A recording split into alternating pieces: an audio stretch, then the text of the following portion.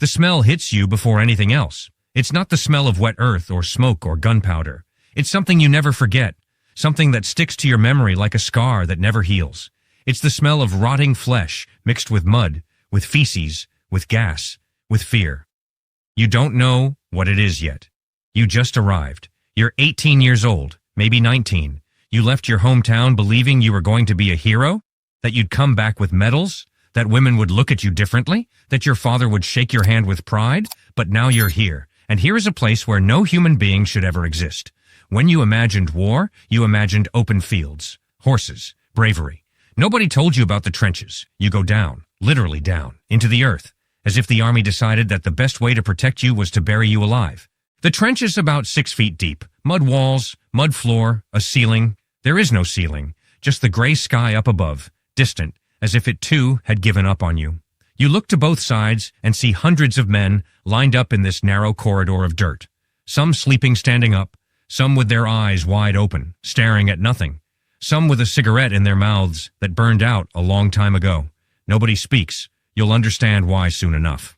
The Western Front stretched for more than 400 miles. On one side, the Allies, on the other, the Germans. And between the two sides, no man's land. A strip of destruction where nothing lived, not a single tree, not a single bird, nothing. You don't cross that space. You don't advance. You stay and you wait. The rain starts, and once it starts, it doesn't stop. The winter of 1916 is what the survivors will call hellish. But you don't know that yet. All you know is that your feet have been wet for 3 days, that the water doesn't drain, that the floor of the trench turned into a swamp that sucks at your boots, that clings to your knees, that seems to want to swallow you whole, slowly. There's a disease the doctors call trench foot. You'll discover it in your own body. It starts with numbness, then itching, then swelling. The skin turns white, then blue, then black.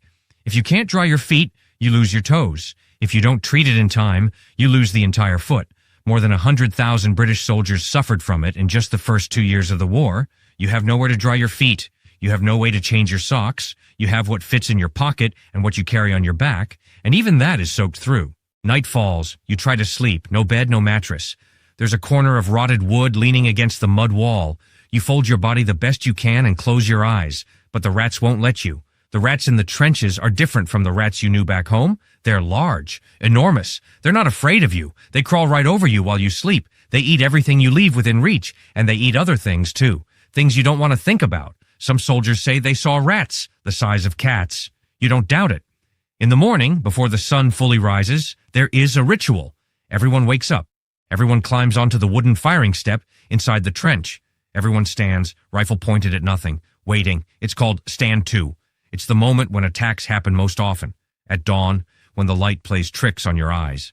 You stand there, motionless, staring into the fog of no man's land, waiting to see something move. On most days, nothing moves. After Stand To, breakfast. If you can even call it breakfast. You get a biscuit as hard as a rock. Sometimes a can of something that was supposed to be meat, but that you'd rather not look into too closely. Sometimes tea, usually cold. After that, you wait. The war you imagined, the war of movement and epic battles, that war happens on specific days, during offensives planned months in advance. The rest of the time, you wait. You clean your rifle. You write a letter home that might never arrive. You look at the soldier next to you and try to remember his name, because you know that by tomorrow it might not be worth remembering anymore. And then the day comes. Someone up above, far from here, in a clean and dry office, has decided that today is the day of the attack. You receive the order. At 7:30 in the morning on July 1st, 1916, the British climb out of the trenches at the Battle of the Somme. 60,000 men in the first few minutes. You are one of them. You climb the wooden ladder. You lift your head above the trench for the first time in weeks. You see the field ahead of you, no man's land, the barbed wire, the smoke, and you run. But the German machine guns never stopped. The days of bombardment that was supposed to destroy the enemy's defenses destroyed nothing. The Germans were in concrete bunkers, 30 feet underground. They waited out the shelling. They came back up. And when you crossed the open field, they were ready. On that single day, the British Army suffered 57,000 casualties. 57,000 in one day. You're running. You see the man to your left go down, then the one to your right. You don't stop. You can't stop. Your legs keep running on their own while your mind has stopped understanding what is happening. The sound is impossible to describe. It's not like it is in the movies. It's not dramatic. It's deafening and chaotic and random. An explosion here, a scream there, a sudden silence where there was too much noise a moment before, and then you fall. But sometimes death doesn't come running. Sometimes it drifts. In April of 1915, at the Battle of Ypres, Allied soldiers saw a yellow-green cloud moving slowly toward their trenches. Some thought it was beautiful. Some of the curious ones just stood there watching. It was chlorine, the first major chemical gas attack in modern history. Within seconds, the men started coughing, their lungs beginning to close, the feeling of drowning on dry land, their eyes burning like fire, some falling immediately, others running without knowing where to go, because there's no way to outrun a cloud that the wind carries right alongside you. Later came mustard gas.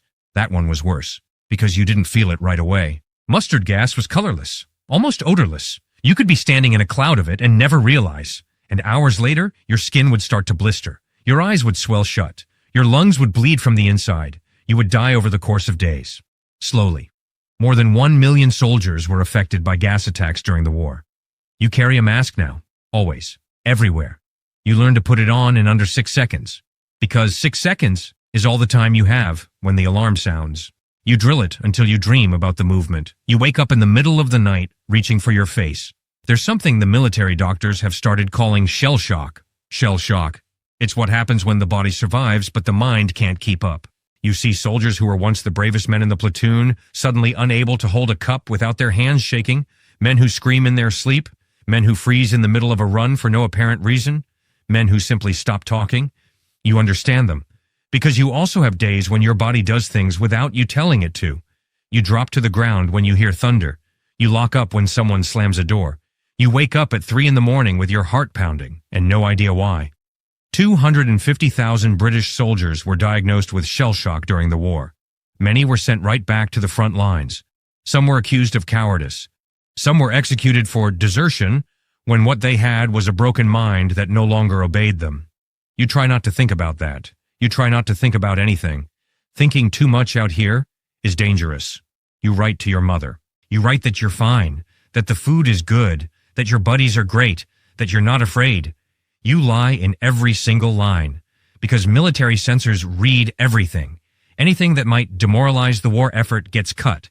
Anything that sounds like weakness gets removed, so you learn to write between the lines, you create codes with your family, you fold the paper a different way when things are really bad. Your mother knows. Mothers always know. Sometimes a letter from home arrives. And it's the only moment when grown men cry without shame, openly, not caring who is watching. You keep the letter in the pocket over your heart. You read it over and over until the words start to fade. Sometimes you realize that a comrade's last letter arrived after he was already dead. You decide not to think about that possibility. The war ended in November of 1918. More than 10 million soldiers died. 21 million were wounded. But the numbers don't tell the whole story. They count the bodies. They don't count what came back inside the bodies that survived. The men who came home, many of them could never sleep again without waking up screaming, couldn't work anymore, couldn't look into the eyes of the people they loved without seeing ghosts. They tried to explain. The words never came out right. How do you explain the smell of that mud? How do you explain what it is to watch your best friend stop existing in half a second? How do you explain 4 years of living like an animal buried in the earth, waiting to die, while the world out there kept spinning as if nothing was happening? You don't explain. You swallow it, and you carry it with you. This was World War I from the inside, not through the generals, not through the maps, not through the treaties and alliances and political games, from inside an 18-year-old soldier who thought he was going to be a hero, and discovered that war has no heroes. It has survivors, and it has those who didn't survive. More than 100 years later, the trenches still exist, buried in the soil of Belgium and France. Sometimes, after a heavy rain, the earth gives something back. A rusted helmet, a uniform button, a piece of bone. The earth remembers, even when we forget. Thank you for watching another video. Don't forget to subscribe and leave a like. See you in the next one.